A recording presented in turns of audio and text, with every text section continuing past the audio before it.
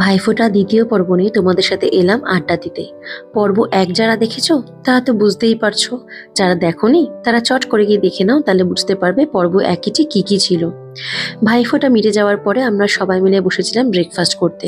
খাওয়া দাওয়া করে গল্প করে হয়ে গেছে বেশ বেলা। ততক্ষণে চলে এসেছে আমাদের লাঞ্চ। ফার্স্ট ব্যাচে বসেছিল বাবা আর আমার 3 মাসতুতো মামাতো ভাই। বাবারা খেয়ে ওঠার পরে বসে গেছিল মায়েরা খেতে।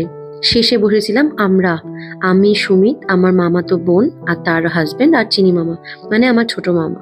মেনু দেখেছিল সংক্ষেপে বলে দিই: ভেজিটেবল ডাল, ঝুরি ঝুরি আলু ভাজা, কাতলা পোস্ত সর্ষে দিয়ে, চিকেন কষা, চাটনি পাঁপড়, মিষ্টি। এই সমস্ত খাওয়া দাওয়া করে দুপুরবেলা আমরা জমিয়ে করলাম গল্প আর কিছু প্ল্যান নিয়ে করলাম কিছু আলোচনা। সেই সমস্ত সেরে সন্ধেবেলা আমরা বাজি ফাটাতে শুরু করলাম। যদিও সেসবের পর্ব ছোটবেলাতেই চুকে গেছে, কিন্তু ছোট মামার দৌলতে আমরা সবাই ছোটবেলাটাকে ফিরে পাই ভাইফোঁটার দিন সন্ধেবেলাতে। চিনি মামা একদম নিয়ম মাফিক বাজি কিনবেই, আর ভাইফোঁটার দিন সন্ধেবেলা আমরা সবাই মিলে সেগুলো ফাটাই। প্রচন্ড আনন্দ করি, বিশ্বাস করো। ছোটবেলার পর থেকে বাজি ফাটানো ভুলেই গেছি, মনে হয় যেন শুধু শুধু টাকা নষ্ট করছি। কিন্তু যখন চিনি মামার সঙ্গে, মানে ছোট মামার সঙ্গে সবাই মিলে ভাইফোঁটাতে বাজি ফাটাই, মনে হয় যেন আবার ছোটবেলাটাকে ফিরে পেলাম। এইভাবেই কাটলো আমাদের ভাইফোঁটার দিনটা। তোমরা কিরম করে কাটালে আমার সঙ্গে শেয়ার করো যদি ভালো লাগে তো। চলো আজকের ব্লগটা এখানেই এন্ড করছি ভাইফোঁটা দিয়ে।